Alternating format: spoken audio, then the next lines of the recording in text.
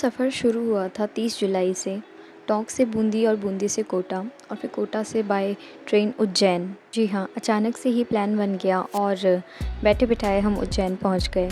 30 जुलाई को शाम को हमने बस पकड़ी और बस से हम बूंदी गए। बूंदी रिलेटिव के यहाँ एक रात रुकने के बाद में हम 31 तारीख को कोटा पहुंच गए थे। कोटा से हम उज्जैन के लिए ट्रेन पकड़ी और पहुंच गए हम उज्जैन, मध्य प्रदेश। अभी बारिश के मौसम की वजह से जो नज़ारे हमने देखे बीच में ट्रेन में बैठे बैठे, वो बिल्कुल मन को मोह लेने वाले थे। बहुत ही खूबसूरत नज़ारे थे। बीच में हमने काली सिंध नदी, पार्वती नदी और भी नदियाँ देखी। इन नदियों के साथ साथ जो व्यू हमने देखे वो बहुत ही ज़्यादा प्यारे थे। ब्लॉग अपलोड करने में मैंने काफ़ी टाइम लगा दिया, उसके लिए माफ़ी चाहूँगी। वापस आने के बाद में थोड़ी तबीयत नासाज हो गई थी, इसलिए मुझे ब्रेक लेना पड़ा। और फिर तीज त्योहारों का मौसम है, एक घरेलू महिला हूँ। उम्मीद करती हूँ समझ सकते हैं आप लोग कि क्यों मैं आप लोग के कमेंट्स की रिप्लाई नहीं दे पा रही थी और ब्लॉग अपलोड नहीं कर पा रही थी। तो इन्हीं मनमोहक नज़ारों का आनंद लेते लेते हम लोग आखिरकार उज्जैन पहुँच ही गए। यहाँ पे पहुँचने के बाद में एक अलग ही सुकून मिल रहा था और महाकाल के दर्शन करने की लालसा और भी ज़्यादा बढ़ती जा रही थी। फिर क्या था, ऑटो वाले भैया से महाकाल का पता पूछा और उन्हीं के ऑटो में बैठकर हम लोग चले गए महाकाल के दर्शन करने। उज्जैन रेलवे स्टेशन और हमारी ट्रेन को अलविदा कहकर हम आगे बढ़ चले।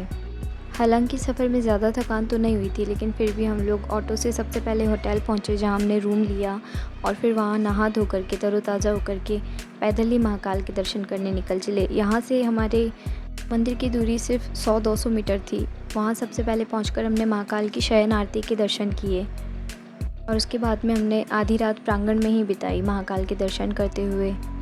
उसके बाद में जो सुबह आरती होती है, फर्स्ट आरती, जिसको भस्म आरती कहा जाता है, उसके दर्शन किए। अंदर फ़ोन ले जाना अलाउ नहीं है, इसलिए रिकॉर्ड नहीं कर पाई, बस यहीं तक का रिकॉर्ड किया और महाकाल के दर्शन कर लिए।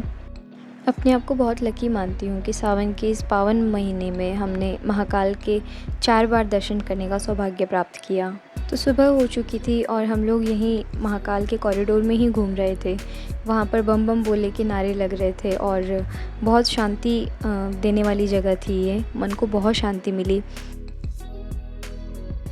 कहते हैं महाकाल के दर्शन करो और काल भैरव के दर्शन ना करो तो इस तीर्थ को अधूरा माना जाता है। तो हम लोग काल भैरव मंदिर भी गए। रास्ते में ही सांदीपनी आश्रम और भी कुछ मंदिर आए थे जिनको हमने घूमा और उसके बाद में हम अगले दिन पहुंच गए सीहोर।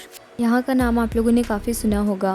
प्रदीप मिश्रा जी जो कथावाचक हैं, उनकी वजह से ये जगह बहुत ज़्यादा फेमस हो गया था।